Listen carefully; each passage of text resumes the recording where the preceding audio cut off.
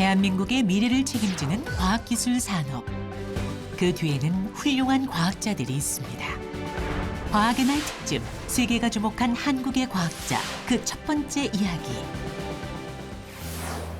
지구의 70%를 차지하는 바다. 바다 생명엔 엄청난 자원이 있는데요.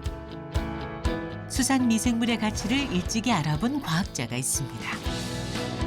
세계의 바다 환경과 생명 존중 연구에 이름을 걸었는데요. 전 세계 수산업의 패러다임을 연 한 생명공학자의 이야기입니다. 포항 앞바다에 위치한 국립수산과학원 사료연구센터. 물소리만 가득한데요. 양식장에 뭔가를 던지는 박사님. 그냥 던지는 것이 아니라 자세히 관찰하고 있는 모습입니다. 박사님 지금 뭐 하고 계세요? 넙치 면역력 키워주고 있어요. 사람도 아닌 물고기의 면역력이라니 조금 생소합니다. 기다렸다는데 사료를 받아먹는 넙치들. 먹이 먹는 모습이 매우 건강해 보입니다. 하지만 아무리 봐도 그냥 사료인 듯한데요. 그냥 사료가 아닙니다. 저희가 개발한 기능성 미생물 첨가제가 들어가 있는 사료예요. 그래서 일반 사료에 비해서 넙치가 아주 좋아하고 이 사료를 먹으면 질병에도 잘 걸리지 않고 또 항생제 사용량을 줄일 수 있어서 건강하게 키울 수가 있습니다. 대한민국의 수산 미생물로 세계 바다를 살리는 김영옥 박사입니다. 부산 기장군에 위치한 국립수산과학원. 김영옥 박사는 생명공학을 기반으로 수산물에 접근한 과학자인데요. 우리 미생물 분리에 필요한 그 넙치는 어떤 사이즈? 오늘 샘플링한 넙치는 10개월 과정이 됐고 무게는 약 400g 내외가 되겠습니다. 지금 오늘은 넙치의 소화기관에서 미생물을 추출해 연구를 한다는데요. 마치 작은 수술대 같은 느낌입니다. 눈에 보이지 않는 물고기 미생물을 연구하는 이유가 뭘까요? 다양한 해양 수산 환경에서 미생물을 분리하는데 미생물이 어떠한 능력을 가지고 있는지 얼마나 좋은 물질을 가지고 있는지 찾아내는 게 저희의 역할이에요. 보통 광어로 알려진 넙치를 주로 연구하는데요. 사람에게 장내 미생물이 있듯 물고기 장에도 미생물이 있습니다. 때문에 장을 분리하는 것이 먼저입니다. 또 어류 종류나 성장 단계에 따라 다르지만 넙치 같은 경우에는 췌장보다 약간 더 장의 길이가 작은 편입니다. 일단 위장에 가까운 부분과 중간 지점 그리고 직장에 가까운 부분 그렇게 세 개로 나누어서 실험을 하도록 합시다.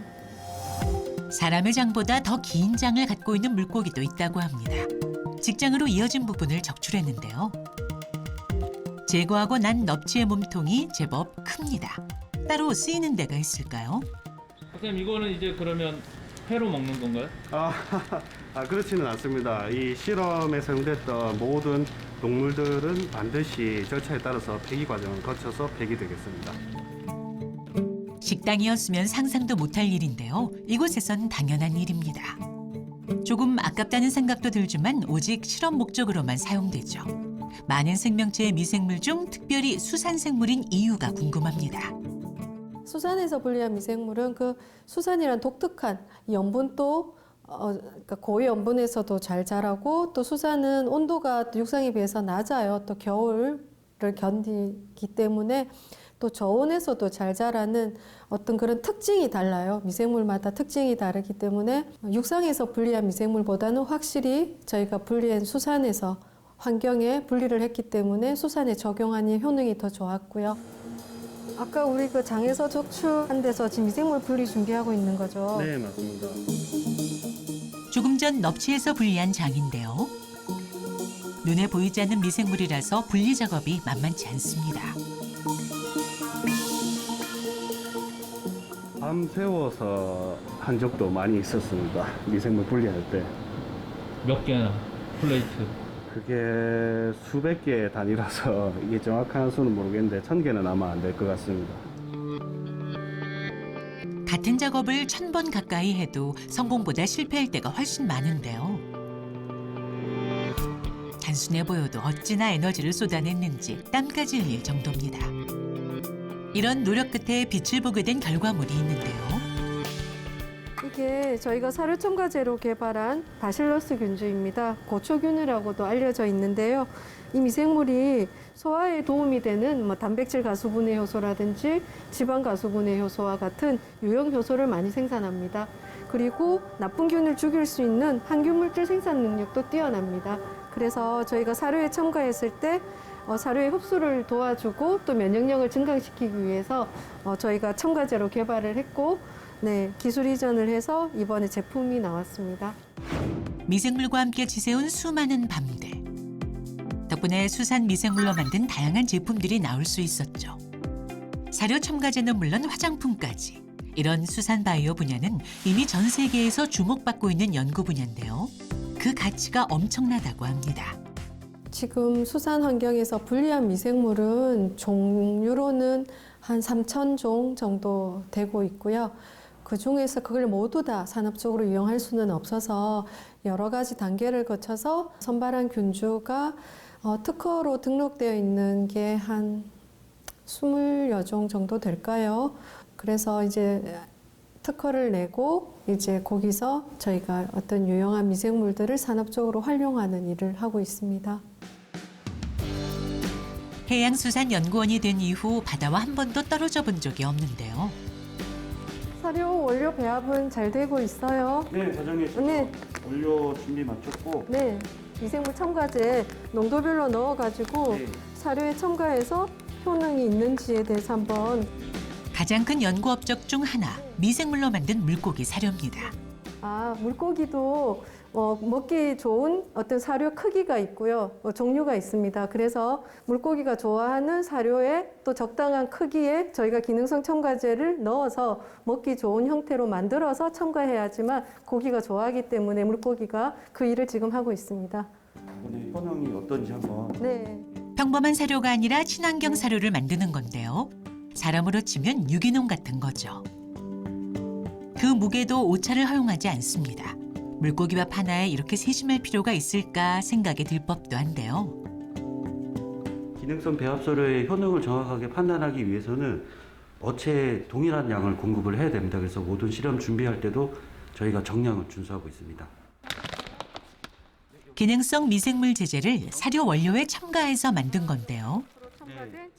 친환경 기능성 미생물 사료입니다. 괜찮고 예, 수분기도 어느 정도 가지고 건조도 잘 된 것 같은데요. 사람이 먹어도 되는 원료를 만들었기 때문에 예, 저희가 먹어도 전혀. 제가 한번 먹어보겠습니다, 과장님. 네. 네. 어때요? 예, 괜찮습니다. 괜찮아요? 맛있습니다. 네, 네. 그럼 이번에 효능을 보는 실험을 진짜 같이 진행하면 좋을 것 같아요. 네. 근데 물고기 사료 드셔도 되는 거예요? 네, 그렇다고 뭐 일부러 드실 필요까지는 없지만 사료 성분 내에는 이제 사람들이 먹어도 무해한 성분들이 들어있기 때문에 예, 아무런 해가 없습니다. 무슨 맛이었어요? 맛은 저희 그 건어물 맛하고 매우 비슷합니다. 그래서 매우 고소한 맛도 나고.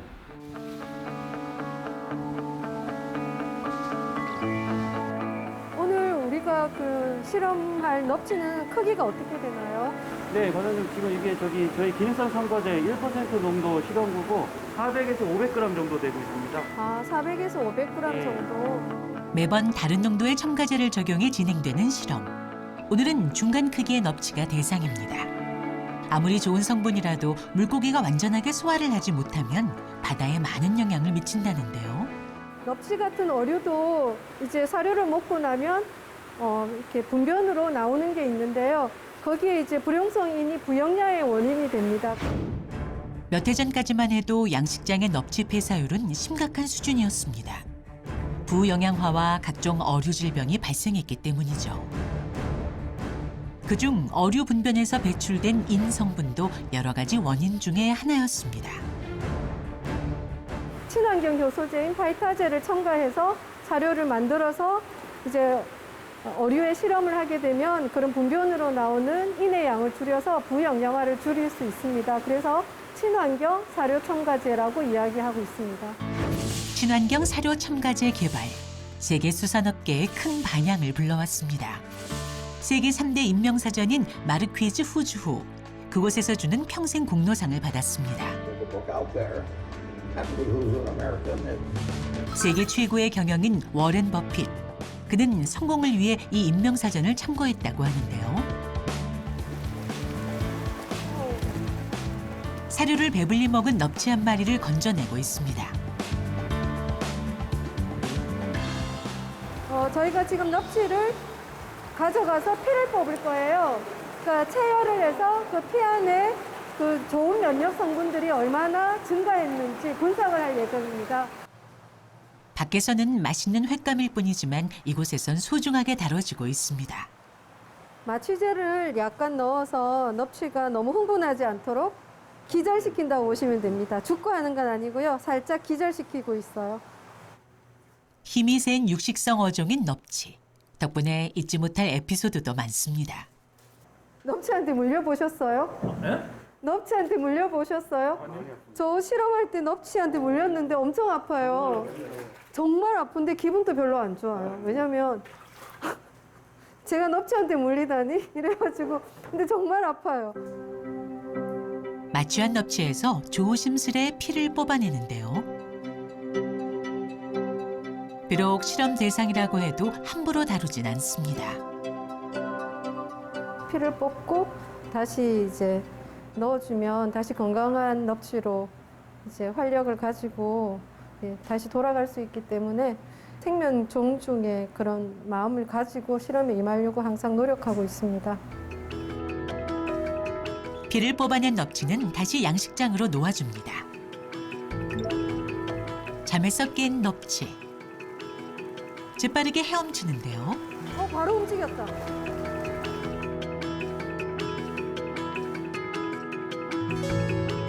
이제 일반 사료를 먹는 넙치에 비해 얼마나 건강한지 보려고 합니다.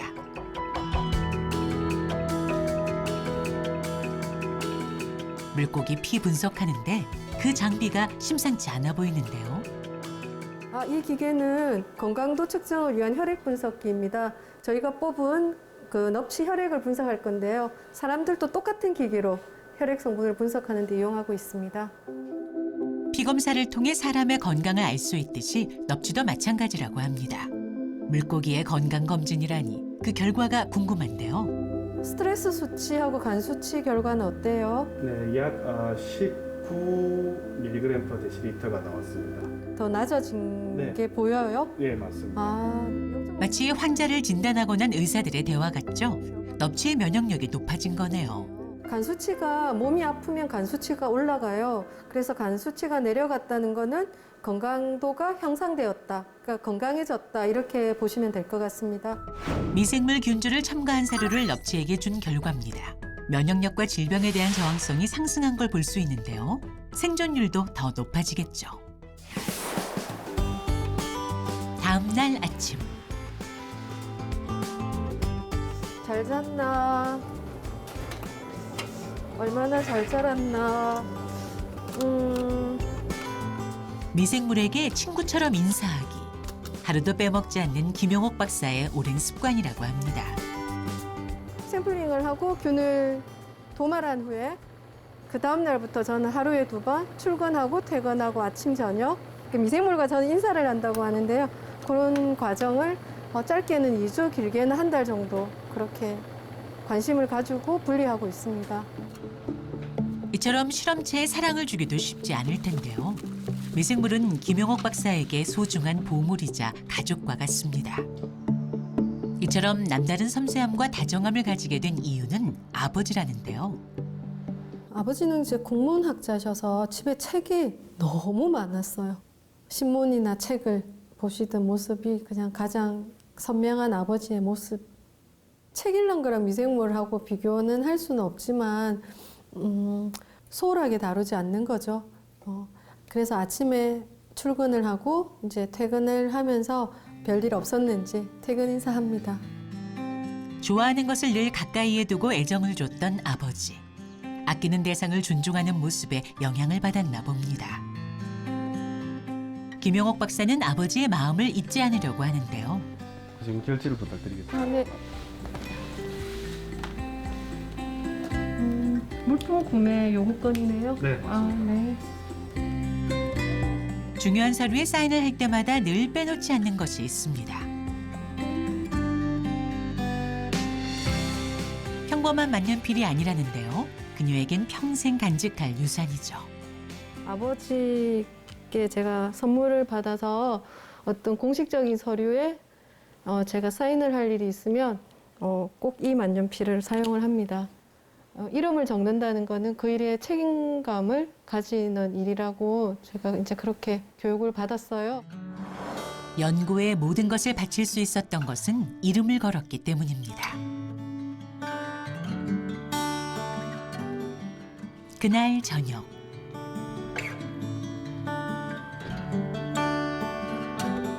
퇴근하고 저녁 식사를 준비 중인 김용옥 박사. 제가 발효식품을 좋아해서 된장, 시어머님이 끓여주신 된장인데요. 제가 정말 좋아하는 젓갈입니다. 그다음 멸치. 집에서도 미생물과 함께하는 셈인데요. 실제 발효식품 위주의 밥상을 즐긴다고 합니다. 집에서 직접 담은 된장으로 만들었습니다. 주말에는 같이 식사하고요. 주중에는 서로 이렇게 먹는 시간대가 달라서 따로 먹고 있습니다. 가장 좋아하는 반찬은 창난젓. 집집마다 맛이 조금씩 달라서 오늘은 기장에서 제가 창난젓을 구입을 했는데 한번 먹어보겠습니다.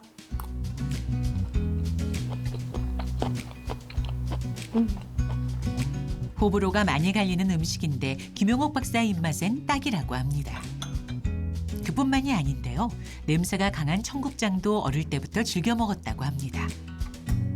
삶 자체가 미생물과 연결돼 있네요. 미생물하고 전생에 아마 인연이 있었던 것 같아요. 아마 제가 미생물이었을 수도 있고요. 미생물이 사람보다 더 좋은 것 같아요. 어릴 때는 이게 미생물인지를 모르고 그냥 발효식품을 많이 먹고 컸는데 나중에 공부를 하면서 이렇게 발효식품이 몸에 좋은 균들이 이제 그런 역할을 하는 걸 알게 되었고요. 어린 시절 할머니와 함께 자란 김용옥 박사. 할머니가 끓여준 청국장이 가장 맛있었다고 하는데요. 쿰쿰한 메주향이 지금도 생생합니다. 처음 만난 미생물, 어릴 때 할머니가 그 방에서 이렇게 이불 덮어서 청국장 만든다고 이제 매주 발효하잖아요. 자다가도 벌떡 일어났고요. 그 청국장 냄새만 나면 나중에 알고 보니 이제 그게 다 발효 미생물들이고 이제 뭐 그런데 콩 발효할 때 뭐 바실러스라든지 이런 좋은 균들이 많이 있잖아요. 아마 그때가 처음 인연이었던 것 같습니다.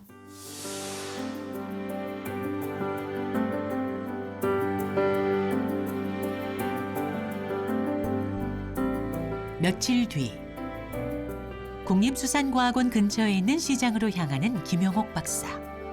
안녕하세요. 저기 멸치젓 좀 보여주세요. 요렇게 마리로 먹는 용도로도 많이 쓰고요. 봄에는 이제 액젓으로도 많이 쓰고요. 얼마 정도 있어야 제일 맛있나요? 멸치젓으로 먹었을 때? 장 보러 오신 거예요? 아니에요. 실험 재료 사러 왔습니다. 젓갈 안에 유산균이 좋은 게 많이 있을 것 같아서 저희가 이제 분석을 하려고 합니다. 많이 파세요. 안녕하세요. 네, 수고하세요.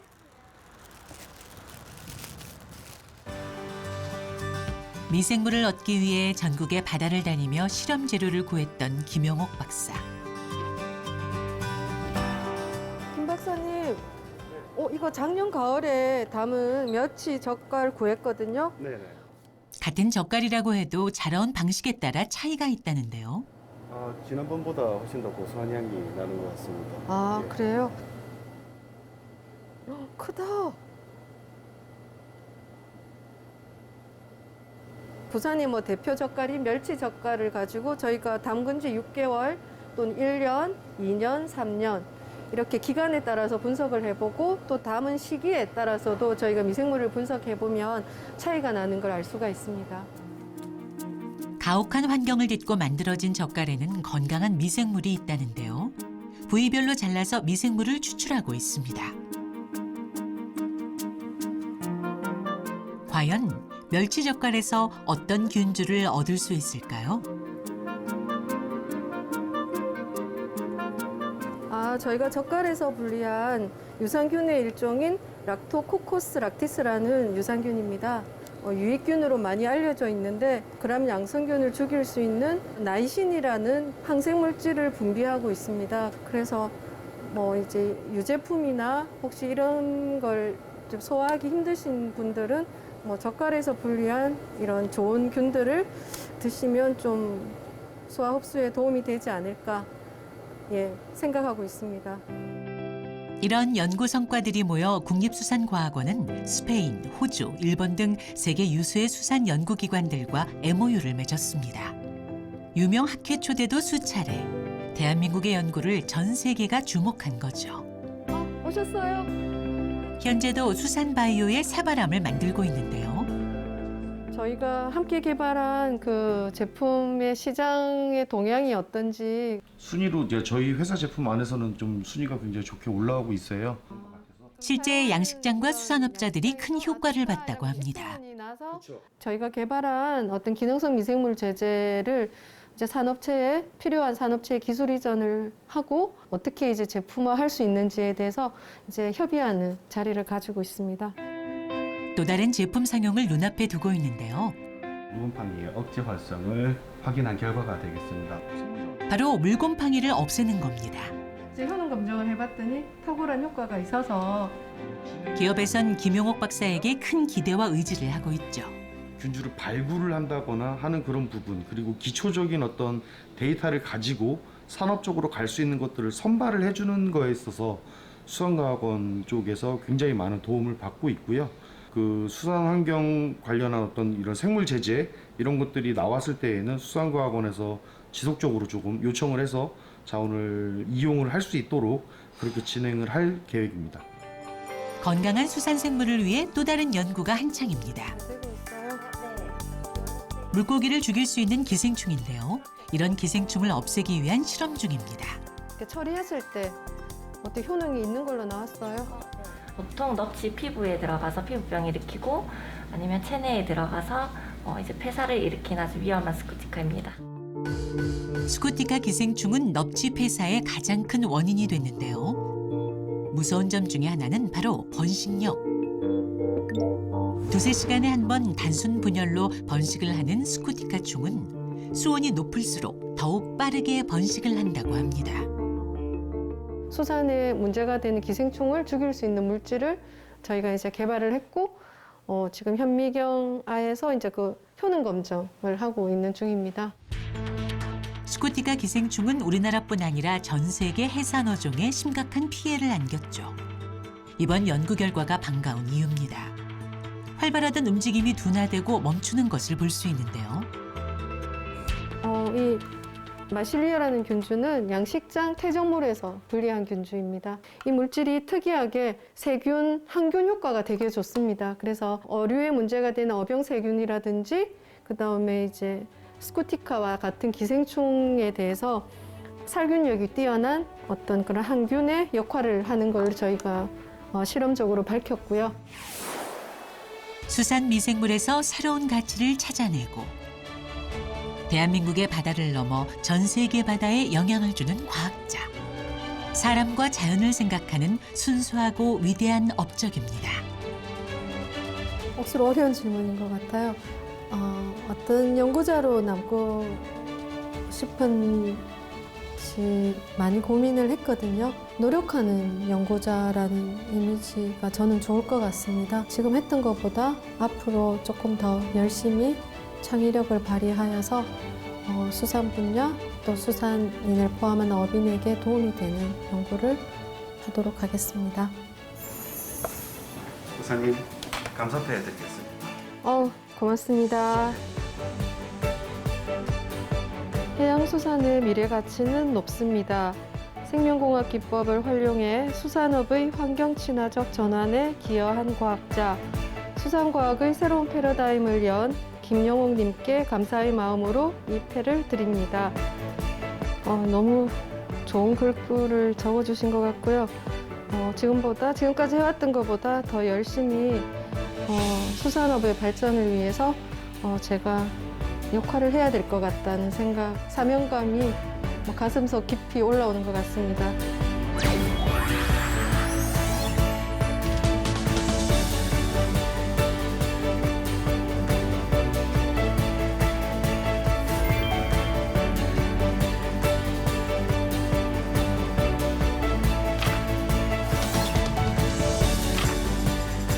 저희 지도 교수님께서 늘 하셨던 말씀이시고요.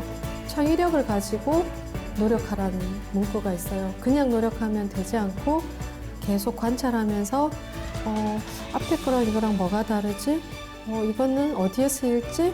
계속 생각을 하지 않으면 창의력은 만들어지지 않더라고요. 그래서 미생물은 창의력을 발휘하여 노력하는 사람을 배반하지 않는다라고 썼습니다.